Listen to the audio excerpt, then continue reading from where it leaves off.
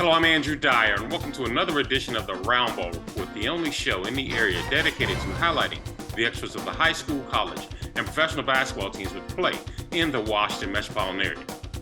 And this is my distinct pleasure to have as my guest this week, one Roundball Report recent favorite and a longtime friend, HU buddy of mine, George Johnson, the host of Sports Wrap on WERA Radio. Gentlemen, welcome to the Roundball Report. Thanks for having us, brother. George, it's been a long time, man. You and I toured at Howard together. I won't say what era, but you can tell by the gray that it wasn't recently. No, I just colored mine. That's what I did. But yeah, we go way back.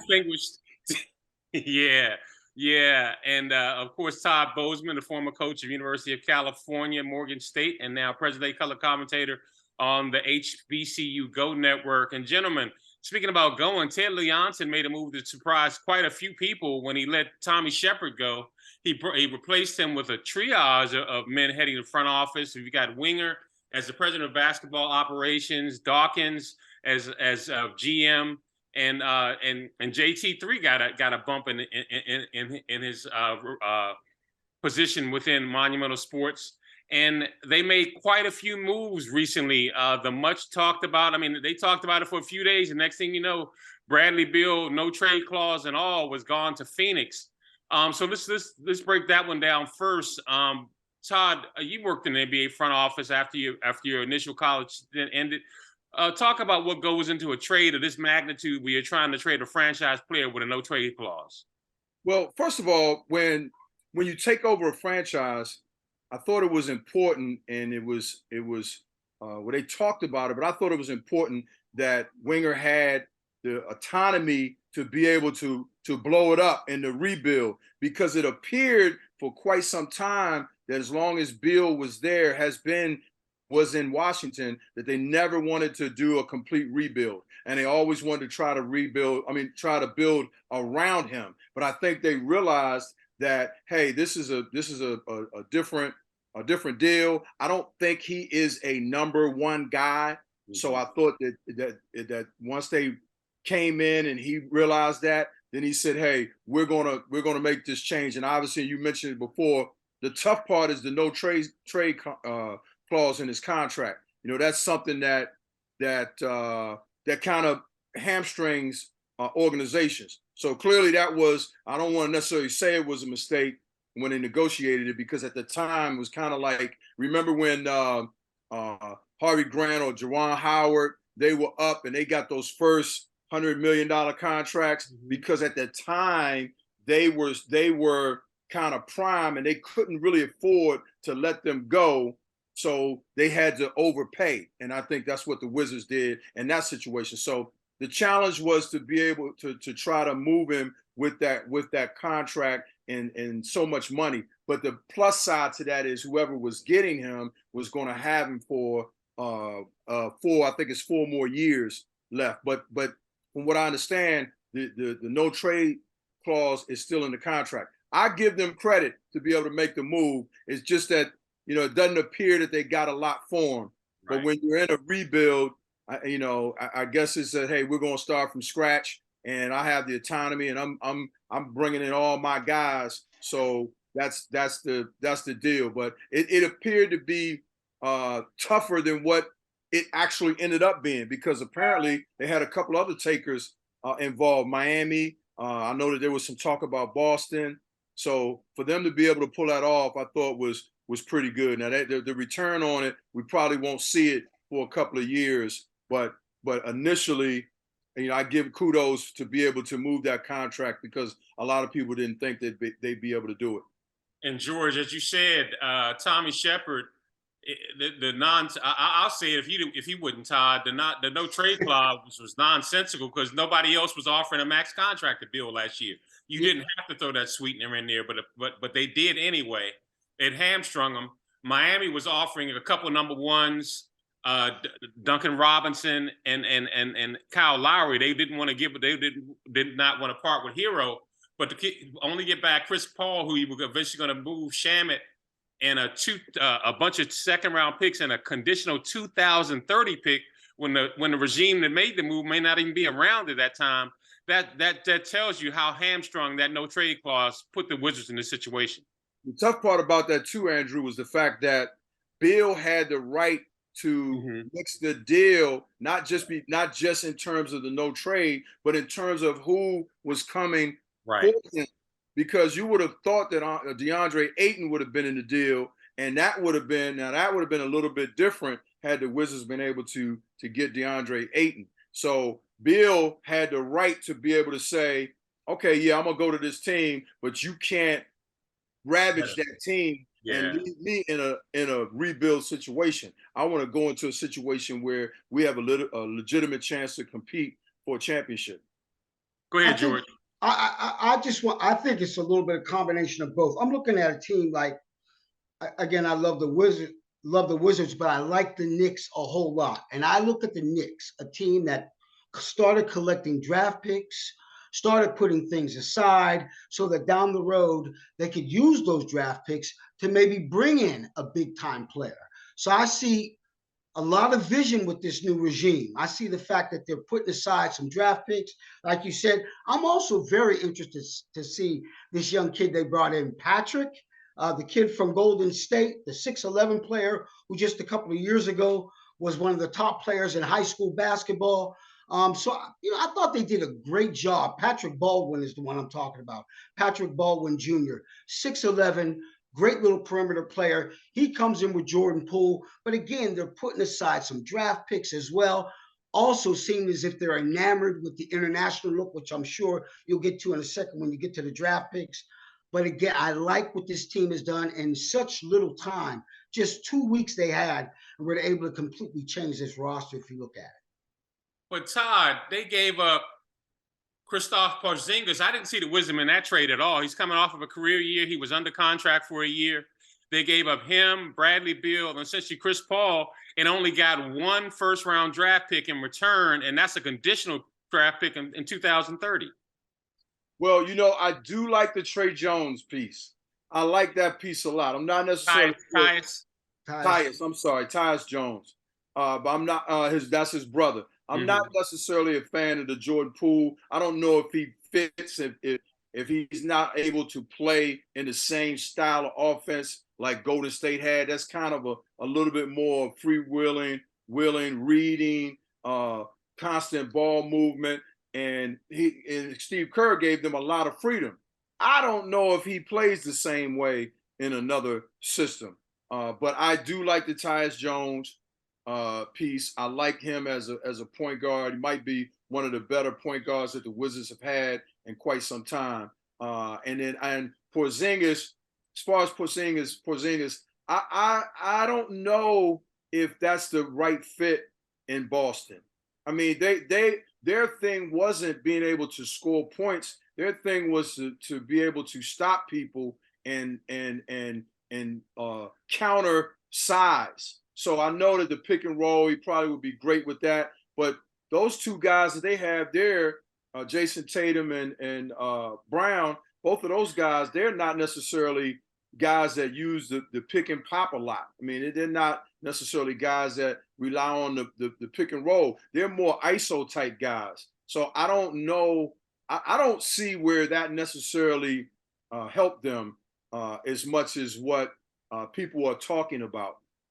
But as far as moving him from the Wizards, hey, listen, once you started blowing it up, you might as well blow it up, because I don't know if you can. That means you're going to build around him, and is he that piece? I don't know if he's that piece that you want to build around. I'm not even sure Kuzma is that piece to build around, but clearly they have some more decisions to make. Also about that Boston trade, it was interesting. I think Boston lost a lot when they let Marcus Smart go. The Grizzlies are definitely going to reap the benefits of bringing a tough-minded player in there, especially considering the first 25 games are going to be without John Morant. So Boston also lost a lot in letting Smart get down to Memphis. But the question I have about that, George, is how can Boston get two number ones for Marcus Smart, a 6'3" guard, although granted, heart and soul of the team and former defensive player of the year, and the Wizards not get number one draft pick in the same trade for Porzingis, who had his career year. You guys were talking about those trades. I mean, I think the Wizards felt as if they were kind of backs against the wall. They were either going to have to make a trade. They had just gotten in 2 weeks ago.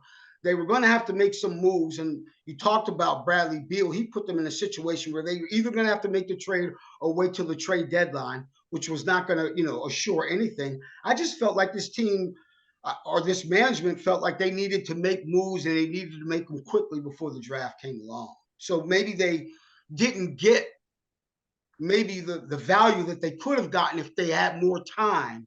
But I felt like they had made some of these moves because they felt like their backs were against the wall, trying to beat that trade, the draft, and trying to get their picks in order before the draft came along, and maybe work with some teams who were looking for. You remember, they went into the draft with 4 picks, and they only used 2 of them because they ended up trading them for other picks.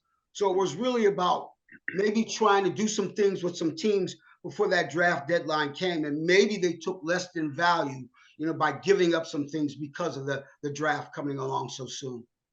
Don't forget also, now again, we talked about it a little bit about Bradley Beal having the say in the deal. So I don't know if that's been talked about enough, that he could have really been the one to affect what Washington was able to get back in terms of the Phoenix deal. Obviously, it doesn't affect the Porzingis deal, but he did affect the fact of them not being able to get first-round draft picks, even though Phoenix didn't really have a first-round draft pick to give him.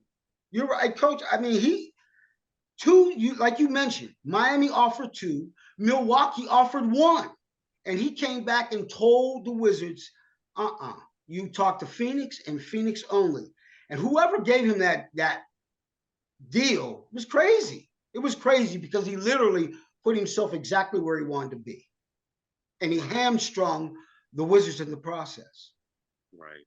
So, Todd, before we go on to the draft picks, what do you think of Phoenix now with Bradley Beal added to their big 4, so to speak, and him not having to be not the first option, not the second option, but the third option on a potential championship contender? I mean, initially you would say, wow, Bradley Beal as a third option, that's got to be a dynamite team. My issue is that you need role players and you need a bench. And I think Denver was classic with that this year. They had the role players, they have the stars, and then they had a bench. And I think that that's important. I don't know if Phoenix has enough defensively to be able to make the stops to guard when you're talking about 7-game series and you're talking about getting to the playoffs. And also the fact that KD, when was the last time he played a full season? Mm-hmm. I mean, he got hurt. He got hurt doing in layup lines last year. Yeah. That he definitely did that. But you think about that. You go, he's getting older. Right off the bat, you would think that, think about when they put that big 3 together in Brooklyn, when they had Kyrie, KD, and James Harden. Everybody just assumed they were going to go to the finals. Oh, they had to pick to go to the finals. But when you really look at it, teams have to be able to defend. If you as good as Steph and Clay have been, if you take Draymond off of there and Looney, that's a different team, because those guys do the dirty work. Who's the dirty work guys in Phoenix?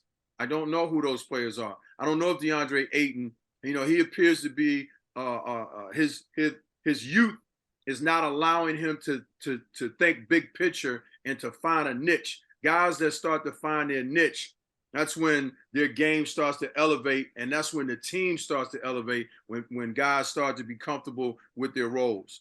At that time, it doesn't mean that you have to be that guy all the time, but at some point, look at Aaron Gordon from Denver. When he was in Orlando, he was the guy, but he wasn't able to have the success that he's obviously able to have now, because he went into Denver and he accepted the role of guarding the toughest player, toughest offensive opponent, to just rebound, to find spots. That helped him tremendously, and obviously it helped Denver. Well, guys, we're going to go to a break right now. When we come back on the other side, we'll continue to talk about the free agency moves, upcoming free agency, and more importantly, the NBA draft with George Johnson and Todd Bozeman. So stay with us on the other side. Last week, Brandon met a girl on a dating app. One day after work, he finally found the courage to ask her out. No answer. He started to panic. Was he being too pushy? Maybe it was too... Hey, sorry I didn't respond. I was driving. I would love to go on a date. How does tonight sound? Brandon tried to play it cool, but inside he knew. A girl so smart, so responsible. She must be a keeper.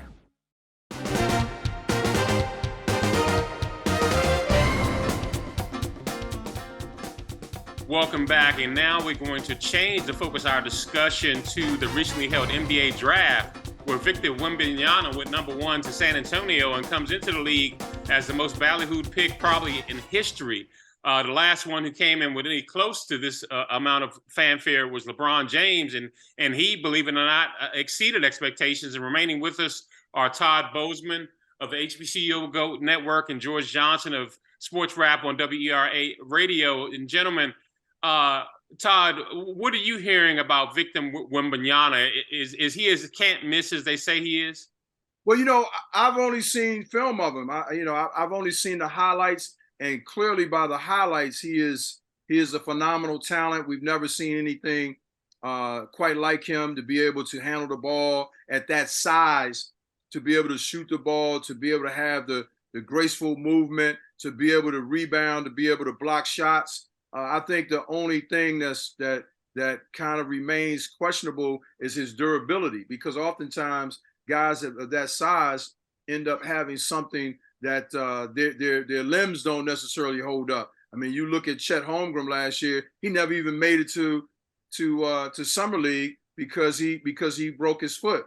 But you can go down a list of guys. The only 7-footer like that really didn't have, that I know of, it could be, was Wilt Chamberlain, that didn't necessarily have something like that to affect him. But Ralph Sampson had it, all those 7-foot guys. But in terms of skill and in terms of how it's almost like they've put together a player and just grew him that way and groomed him to be the superstar that he is destined to be.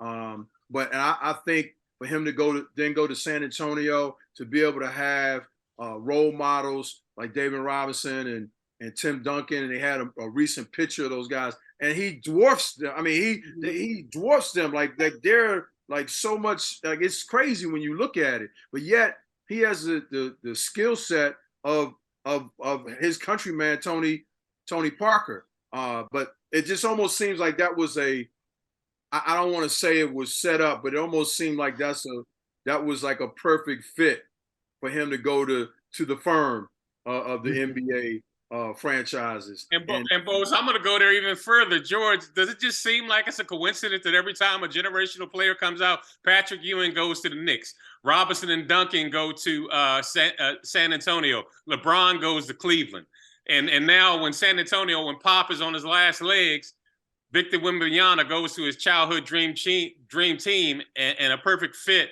Does it seem like a coincidence that the lottery goes that direction when there's a generational player? Are you sure David Stern is not still the commissioner of the league? Because we all know, we used to say 20, 30 years ago, you guys remember, it's no coincidence that Clyde's in Portland, Patrick's in New York, Bird's in Boston. I mean, they had a great way of spreading out that talent and making sure that every city was happy.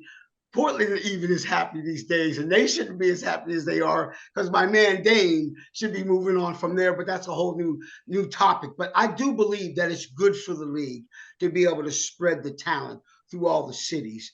I mean, you can't fail with that. And when you think about Tim Duncan and you think about Ginobili and Parker and the history that they have in dealing with international players down there, they're going to make him feel comfortable not only on the floor, but off the floor. And that can be even more important as he tries to make the adjustments from France to the United States.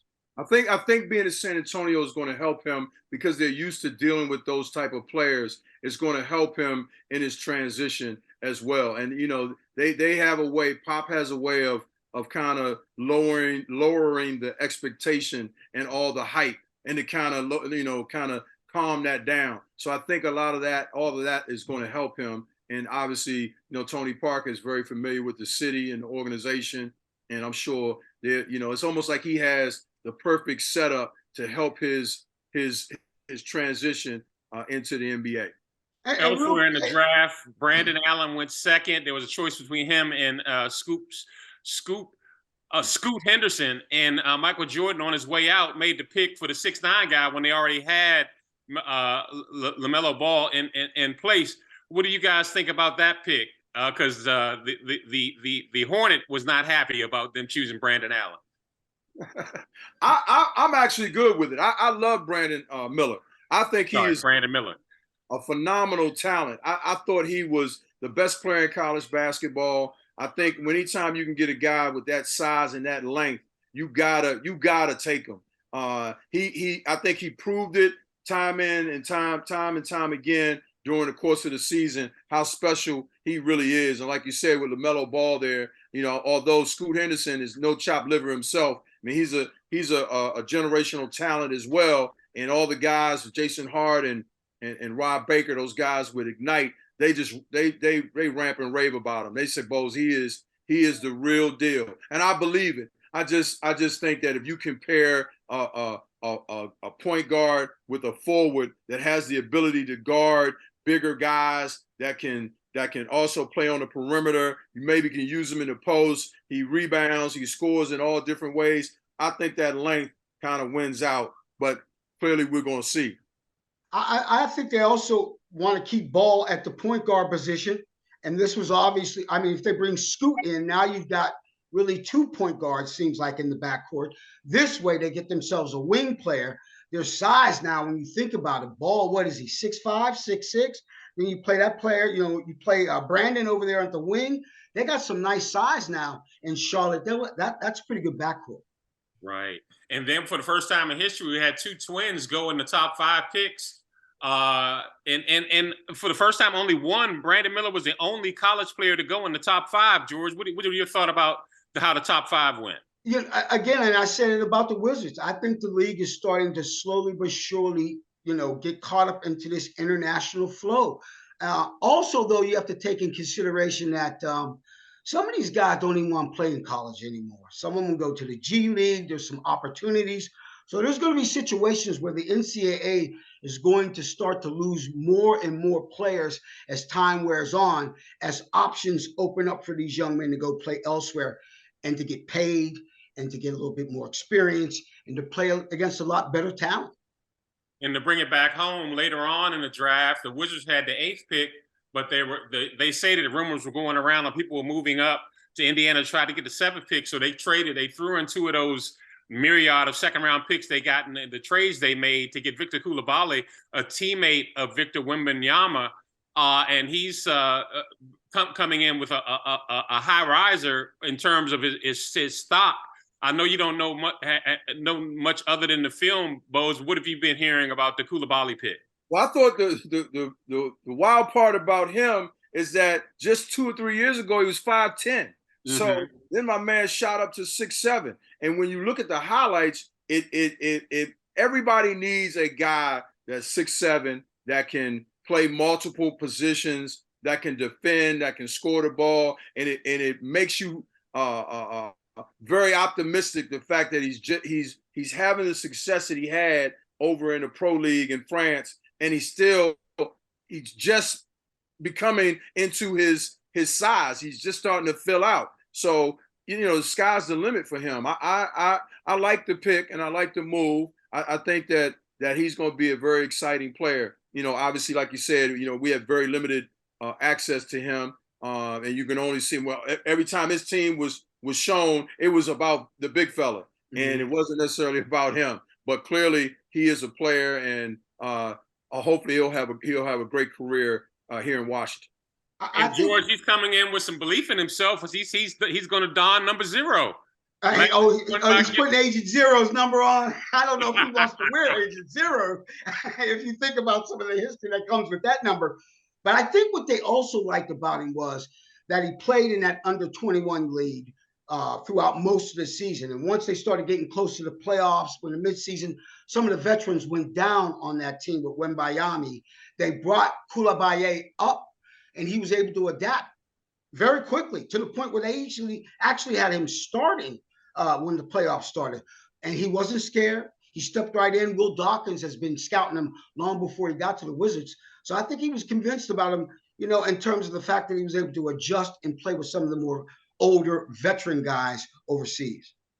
And Todd, elsewhere in the draft, they made some maneuvering with the second round picks and brought in Tristan Vucevic, who's supposed to be, and I don't want to put this on him, but he's supposed to be the next Jokic, not 7-footer with all types of skills, not that much of athleticism.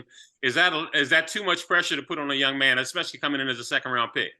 Yeah, I think you have to be very cautious about doing that because Jokovic is a unicorn, and you know, obviously there's not a lot of unicorns out there. But you mentioned it earlier about the fact of the impact of the international game. I mean, you look at the last 3 or 5 MVPs have been European players. So it only makes sense that you can take a chance, particularly in the second round, on a guy. And if that's who you're saying that you're projecting him to be, this type of guy, wow, that's a lot. I mean, that's a lot. But hey, if he has that skill set, then the Wizards have a lot to look forward to.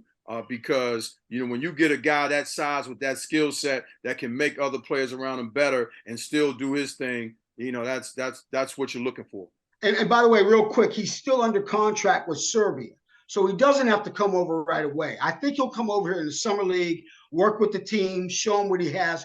But if they're not ready to bring him in, he's still under contract and can go right back to Serbia and give him another. That's one of those, what they call them, draft and stash situations in the NBA for the Wizards there. Well, George, great job as always. Tell them where they can catch you in your show and who's on there with you, buddy. Again, Sunday. And by the way, you know, we're bringing in a great guest this week, Jim Trotter, who just won the Bill Nunn Award as the top NFL reporter in the game for the year. Young brother who went to Howard. He's the second Black man to win that award. He'll be on this week. You can find us 96.fm online. You can stream it 12 to 1 on Sundays. I hope you guys get a chance to listen to it. Jim Trotter this weekend.